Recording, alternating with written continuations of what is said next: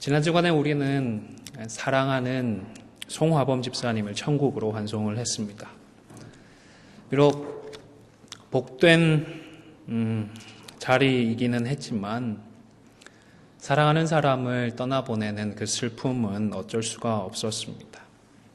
또 후회와 미련의 마음이 족쇄처럼 따르고 우리의 마음을 무겁게 하는 것 같았습니다. 그때 그 시간이 마지막으로 만나는 순간인 줄을 몰라서 지금까지 참 수고 많았다, 다독여 주지 못한 것이 후회가 됩니다. 그때 했던 악수가 마지막 악수인 줄 몰라서 정말 사랑하고 많이 고마웠다고 말해주지 못한 것도 미련으로 남았습니다. 또 이렇게 빨리 헤어질 줄 모르고 그 대화를 빨리 끝내고 말았던 것도 한스럽습니다. 여러분들은 어떤 마음이십니까? 저는 30대 초반의 아버지를 먼저 천국으로 보내어드렸습니다. 당시 서울에서 참 재미있게 사역도 하고 목회 훈련도 받으면서 지내고 있었습니다. 그만큼 바쁘기도 했고 힘도 들었지만 목회와 사역을 배우는 기쁨이 충만했었습니다. 그런데 막상 목회를 하셨던 아버지께서 빨리 돌아가시고 난 뒤에는 작은 교회에서 고분분투하셨던 아버지를 전혀 도와드리지 못했다라는 일종의 죄책감이라고 할까요? 그런 후회의 마음 때문에 참 많이 괴로워했었습니다. 한 1년이라도 곁에서 도와드렸으면 혹 1년은 더 계시다가 가시지 않으셨을까? 아니, 이 땅에 계실 때 왜 전화라도 한 번 더 드려서 많이 사랑한다, 존경한다, 속에 있는 마음을 말씀드리지 못했을까?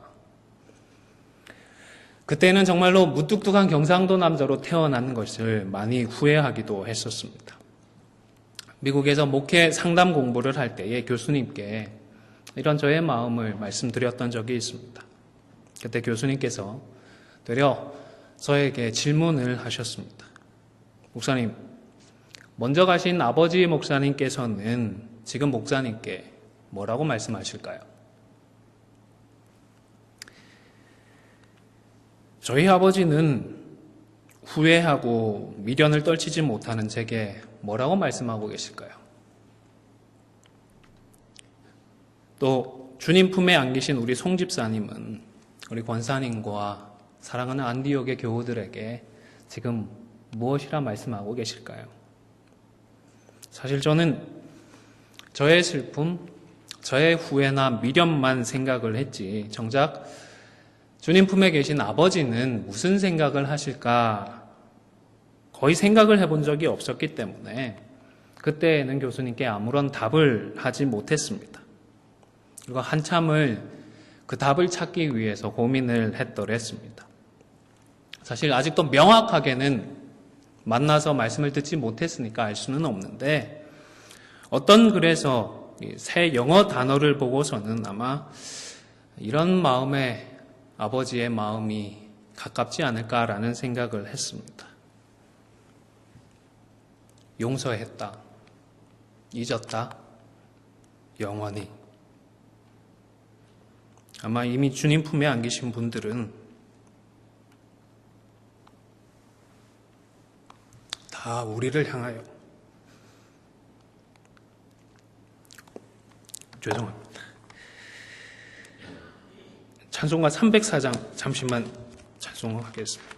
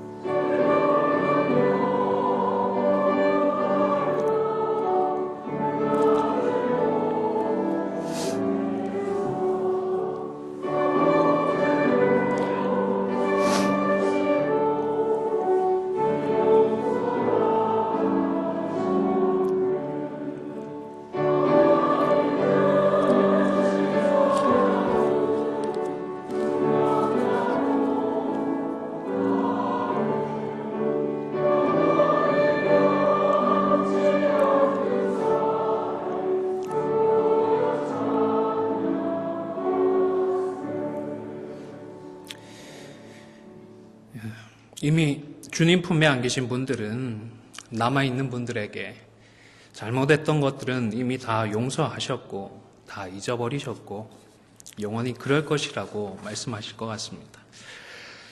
그리고 누구보다 우리 아버지 하나님도 십자가를 의지하는 저와 여러분을 이런 마음으로 바라보실 줄로 믿습니다.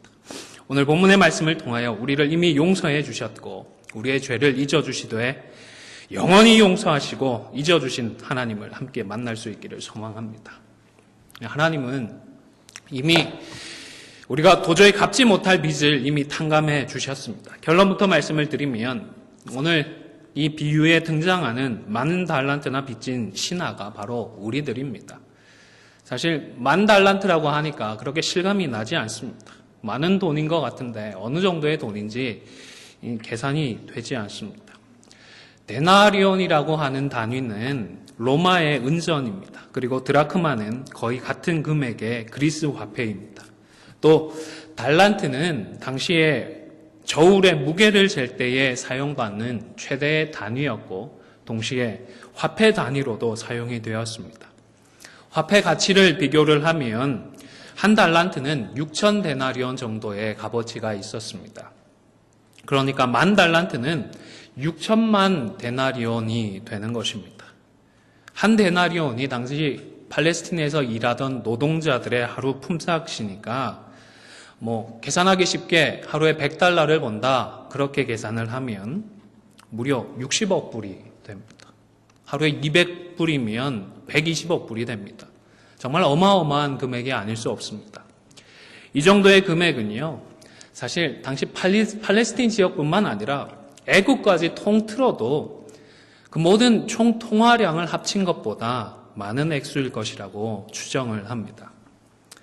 10,000달란트가 이렇게 엄청난 금액이다 보니까 예수님의 이야기를 듣던 사람들의 반응은 극과 극이었을 것입니다. 그 금액에 깜짝 놀라는 사람도 있었을 것입니다. 그러나 누가 그만큼 많은 금액을 빌릴 수 있겠느냐, 말도 안 되는 소리다 속으로 비웃는 사람도 있었을 것입니다. 사실 그 금액 자체가 말도 안 되게 큰 금액이기 때문에 임금이 신하에게 재화를 빌려주었다기보다는 전쟁을 맡겼는데 패하게 되면서 나라와 임금에게 막대한 피해를 끼친 신하에게 온 가족과 전 재산을 팔아 보상하게 한 것 같다라는 설득력이 있어 보입니다. 재화를 빌렸든지 아니면 전쟁에서 실패를 했던 간에 중요한 것은 여기에 등장하는 이 많은 빚을 진 종은 바로 성도들이라는 사실입니다. 저와 여러분이 이 10,000달란트를 빚진 종과 같습니다. 혹시 나는 하나님께 돈 빌린 적이 없는데 무슨 빚을 졌지? 이런 생각을 하십니까? 성경은 우리를 청지기에 비유를 합니다. 하나님의 청지기다라고 말씀을 합니다. 그러니까 우리가 소유한 것처럼 보이는 모든 것들은 우리가 하나님께 빌린 것들과 마찬가지인 것입니다. 그런데 엄밀하게 표현을 하면 빌려주었다기보다는 거저 주신 것에 가깝습니다. 우선 시간이 그렇습니다. 철이 들면 들수록 또 나이가 더해지면 더해질수록 우리는 이 시간이 얼마나 값진 것인지 잘 알게 되는 것 같습니다. 하나님께서 일생 동안 우리에게 주시는 이 시간을 돈으로 환산을 하면 어느 정도의 가치가 있을까요? 또 공기와 물과 같은 모든 자연 요소들도 정말로 가치 있고 소중한 것들입니다. 우리들이 지금까지 축적해온 모든 통화와 자본의 총합을 합쳐도 거기에 비교할 수 없을 만큼 값진 것들입니다. 그런데 하나님은 우리에게 공짜로 주셨습니다. 하지만 자연인 상태의 인간은 이 모든 것들을 공짜로 누리면서도 의의 열매를 맺는 데에는 게으릅니다. 심지어 그 모든 것들을 사용해서 하나님을 대항하는, 하나님께 죄를 짓는 데 사용을 하기까지 합니다. 만약 오늘 본문의 임금처럼 하나님께서 공짜로 주셨던 그 모든 것들을 결산하려 하신다면 우리는 어떻게 될까요? 결산하고 자시고 할 것도 없이 말 그대로 직행하고 말 것입니다. 어디로 직행할까요? 지옥으로 직행할 것 같습니다. 그러나 이 전부를 우리 하나님은 사랑하셔서 거저 주셨고 결산하려 하지도 않으십니다. 뿐만 아니라 죄에서 구원하기 위하여서 독생자까지도 우리에게 허락해 주셨습니다. 우리가 잘 아는 요한복음 3장 16절의 말씀을 믿음으로 함께 암송해 보겠습니다. 시작. 하나님이 세상을 이처럼 사랑하사 독생자를 주셨으니 이는 저를 믿는 자마다 멸망치 않고 영생을 얻게 하려 하심이라. 우리에게 허락된 이 사랑은요, 도무지 환산할 수가 없습니다. 그래서일까요? 사도 바울은 이 사랑에 대해서 그 가치를 평가하지 않고 이 사랑은 빚이다라고 표현하기를 좋아했습니다. 우리가 우리의 부모님께 진 사랑의 빚만 해도 엄청난 것인데 부모님의 이 사랑의 빚도 하나님의 사랑의 빚에는 견딜 수가 없는 것입니다. 여러분, 죄송한 표현이지만 이 많은 빚을 도대체 우리가 어떻게 갚을 수 있을까요? 저는 솔직히 말해서 부모님의 사랑도 다 갚지 못할 것 같은데 하나님의 이 사랑의 빚은 아예 갚을 엄두가 나지 않습니다. 그런데 하나님은 이런 우리를 책망하고 심판하기는커녕 오히려 모든 빚을 탕감해 주셨습니다. 다 용서해 주셨습니다. 광야에서 범죄한 이스라엘 백성들이 불뱀에 물려 고통을 받고 있다가 놋뱀을 쳐다보고 용서를 받은 것처럼 예수님의 보혈만을 의지하는 모든 성도들의 빚은 하나님께서 조금도 아까워하지 않으시고 모조리 탕감해 주시는 것입니다. 십자가의 보혈을 믿는 자들에게는 그 엄청난 죄의 빚에 대해서도 다 용서해 주시는 것입니다. 그런데 하나님과의 채무관계가 해결되었다고 다 끝난 것이 아닙니다. 다른 사람과의 채무관계도 남아있기 때문입니다. 오늘 본문에도 보면 탕감받은 신하와 100데나리온 빚진 동료가 등장합니다. 아마 패전에 대해서 어느 정도 책임이 있는 부하이지 않았을까 싶습니다. 전쟁에서 졌는데 전쟁에 동참했던 모든 사람들이 크고 작건 간에 패전의 책임을 지는 것은 당연합니다. 물론 100데나리온이면 1년 수입의 3분의 1 정도가 되니까 적지 않은 금액입니다. 요구할 수가 있겠습니다. 그러나 10,000달란트에 비교를 하면 말 그대로 세 발의 피에 불과합니다. 이처럼 하나님과의 채무관계에는 비교할 수 없지만 다른 사람과의 관계에서도 우리는 일종의 작은 채무관계를 맺게 됩니다. 죄와의 싸움에서 패하고 죄의 종노릇하며 사는 모든 사람들은 크고 작건 간에 자신의 책임을 피할 수가 없는 것입니다. 그리고 하나님의 은혜로 우리는 하나님의 자녀가 되었습니다. 그러나 죄의 본성을 가지고 살아가고 있기 때문에 그때의 습관에서 비롯되는 빚을 여전히 주고받게 됩니다. 그래서 서로에게 상처를 주고받게 됩니다. 심지어 잘해보겠다고 도와주겠다고 한 것까지도 의도하지 않게 상처가 되기도 합니다. 물론 이런 부정적인 빚만 주고받는 것도 아닙니다.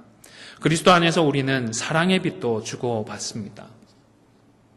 누군가는 내게 정말로 바꿀 수 없는 복음의 사랑을 전해 주었습니다. 우리 부모님께서 베풀어 주셨던 사랑도 있습니다. 지체들을 통한 사랑의 빚도 있습니다.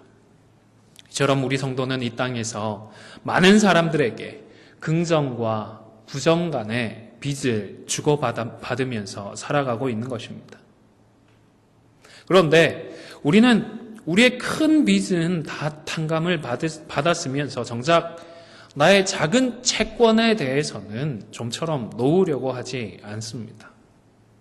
내가 이만큼 해줬으면 너도 이만큼은 해줘야 되는 것 아니냐라는 생각을 합니다. 내가 이만큼 아팠으니까 너도 적어도 이만큼은 똑같이 아파야 된다라고 생각을 하는 것입니다. 물론 용서해 주는 것, 탕감해 주는 일이 쉬운 일은 아닙니다. 그러나 하나님께서 이미 우리의 갚지 못할 빚은 다 탕감해 주셨는데 용서받지 못할 모든 죄도 다 용서해 주셨는데 그 사실을 잊지 않고 이 땅을 살아가면서 우리가 주고받는 우리에게는 큰 빚이지만 하나님께서 베풀어 주신 그 은혜에 비하면 결코 비할 수 없는 이 땅의 작은 빚들은 기꺼이 탕감해주고 용서해주고 잊어줄 수 있는 저와 여러분이 되시기를 주님의 이름으로 축원을 드립니다.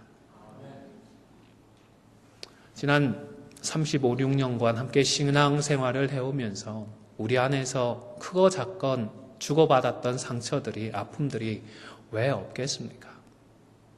그러나 하나님께서 우리에게 베풀어 주신 그 사랑을 기억하며 우리가 주고받았던 우리에게는 크지만 하나님께서 베풀어 주신 용서에 비하면 작은 그 상처들은 기꺼이 용서해 주고 잊어 주실 수 있기를 주님의 이름으로 간절히 축원을 드립니다. 두 번째로 십자가를 의지하여 용서를 구하고 또 용서해야 합니다. 예수님의 비유 속에서 하나님은 1만 달란트도 용서해 주실 수 있지만 사람들은 겨우 100데나리온도 반드시 돌려받으려고 한다는 사실을 확인할 수가 있었습니다. 남들의 이야기가 아니라 바로 저와 여러분의 모습입니다. 21절에 보면 베드로는 7번 정도는 용서해 줄 수 있을 것 같다 생각을 했던 것 같습니다. 성격이 아주 급한 사람인데 예수님의 가르침에 은혜를 많이 받아서인지 이제는 한 7번까지는 용서해 줘야겠다 결단을 했던 것 같습니다. 사실 7번만 해도 엄청난 일입니다. 나한테 같은 잘못을 2번, 3번, 4번, 5, 6, 7번 누군가가 한다고 생각을 해보십시오. 참을 수 있을까요? 내 돈을 빌려가서 떼어먹기를 7번이나 했는데 또 그 사람을 용서하고 그 사람에게 돈을 빌려주는 것이 쉽겠습니까? 그런데 예수님은 이런 베드로의 대답을 대수롭지 않게 받아 넘기셨습니다. 베드로가 참 민망했을 것 같습니다. 예수님은 칭찬은커녕 70번씩 70번이라도 용서하라고 말씀을 하셨습니다. 이 말씀은 횟수가 중요한 것이 아니다. 계속해서 용서해 줘라 하는 말씀인 것입니다. 성경에 기록은 되지 않았지만 아마도 베드로가 듣고는 예수님 어떻게 490번을 용서합니까? 농담하지 마십시오. 이런 생각을 하지 않았을까 싶습니다. 그런데 여러분, 하나님은 우리를 지금까지 몇 번이나 용서해 주셨을까요? 7번씩 70번이라도 용서해 주라는 예수님의 이 말씀은 아버지 하나님은 490번도 491번도 500번도 1000번도 용서해 주신다는 말씀인 줄로 믿습니다. 이러한 하나님의 용서의 하이라이트는 바로 예수님의 십자가입니다. 십자가로 490번이 아니라 과거와 현재와 미래의 모든 죄를 용서해 주셨습니다. 하지만 십자가가 있다고 해서 자동적으로 빚이 청산되지는 않습니다. 십자가를 의지해서 용서를 구해야 합니다. 하나님께 나아가 주님, 나의 이런 죄를 용서해 주십시오. 회개를 해야 하는 것입니다. 십자가가 있기 때문에 그저 내가 다 용서를 받을 수 있는 것이 아니라 십자가를 의지하여 내가 잘못하고 실수한 다른 성도에게는 찾아가서 내가 용서를 빕니다. 용서해 주십시오. 우리는 용서를 구해야 하는 것입니다. 26절을 보시면 신하는 엎드려 절하며 참아달라고 간청을 했습니다. 29절에도 보시기를 바랍니다. 100데나리온 빚진 정도 참아달라고 요청을 하고 있습니다. 우리 하나님은 우리를 정말 사랑하셔서 우리의 모든 죄를 용서하실 수 있는 분이십니다. 우리 하나님께서 우리를 위해 흘려주신 그 피의 가치가 너무나도 값진 것이기 때문에 그 어떤 죄도 용서받을 수가 있는 것입니다.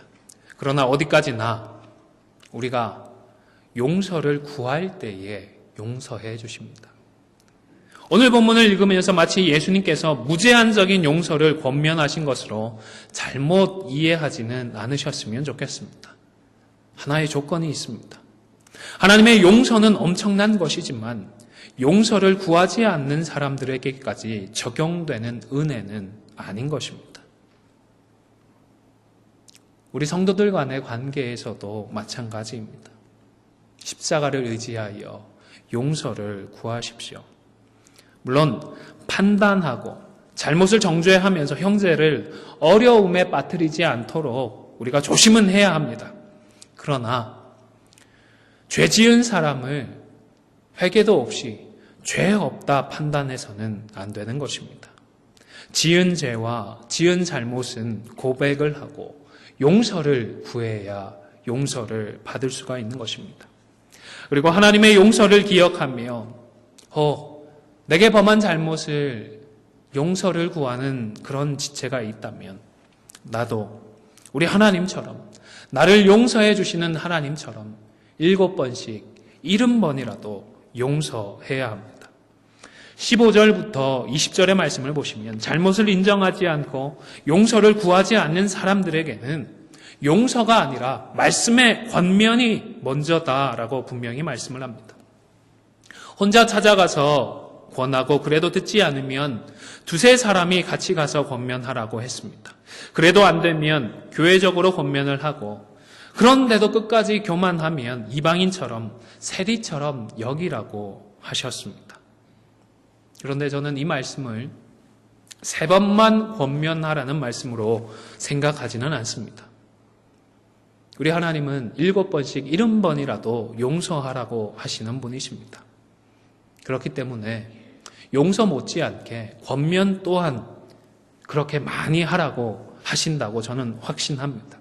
그러니까 오늘 본문의 말씀은 3번만 권면하라는 말씀이 아니라 회개하지 않으면 용서도 없다라는 분명한 말씀이면서 동시에 그렇기 때문에 회개할 때까지 기회가 될 때까지는 계속해서 찾아가서 권면하라는 말씀으로 저는 이해합니다. 사랑하는 성도 여러분, 하나님 앞에서 우리가 죄를 범하게 된다면 변명이나 합리화를 하는 것이 아니라 겸손하게 회개를 해야 합니다. 또한 성도로 살아가면서 다른 성도들에게 빚을 지게 된다면 그 자리를 도망치거나 회피하지 말고 십자가를 의지하여 먼저 용서부터 구하십시오. 사과해야 합니다. 하나님은 무제한적인 사랑을 베풀 수 있는 분이시지만 그것을 원하시지는 않습니다.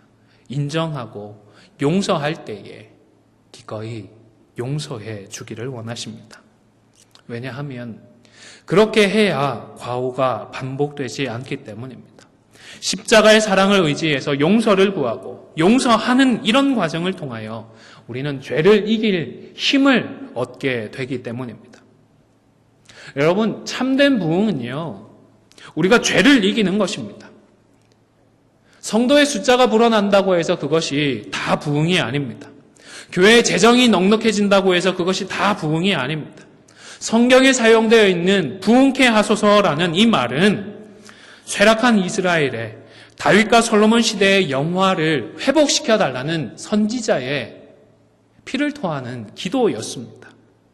따라서 죄의 영향 아래에 영적으로 쇠락한 우리 한 사람 한 사람이 죄의 영향력을 떨쳐버리는 정도가 아니라 아예 반응하지 않도록 죄에 대해서 완벽하게 죽고 십자가를 통하여서 하나님에 대해서 살아서 말씀에 반응하며 의의 열매를 맺는 것이 하나님의 참된 부흥인 것입니다. 사랑하는 성도 여러분, 십자가를 의지하여서 용서를 구하고 또 받은 십자가의 사랑을 기억하며 마땅히 용서하면서 죄에 대하여 죽고 하나님에 대해 사는 참된 그 부흥을 누리는 저와 여러분이 되시기를 주님의 이름으로 축원을 드립니다. 이제 말씀을 마무리하고자 합니다. 하나님이 우리의 빚을 다 탕감해 주셨습니다. 모든 죄를 용서해 주셨습니다. 영원히 용서하시고 영원히 잊어 주셨습니다. 믿으십니까? 아멘. 그 사랑과 그 용서를 기억하고 서로를 용서하고 용서를 구하는 다른 지체의 잘못도 잊어주시기를 바랍니다. 아무쪼록 십자가로 서로를 용서하고 잘못은 이때 영원히 용서하고 잊어서 우리 주 예수 그리스도의 십자가의 그 은혜를 풍성하게 누리고 하나님의 참된 부흥을 우리의 세대에 마침내 목도하는 저와 여러분이 되시기를 주님의 이름으로 축원을 드립니다.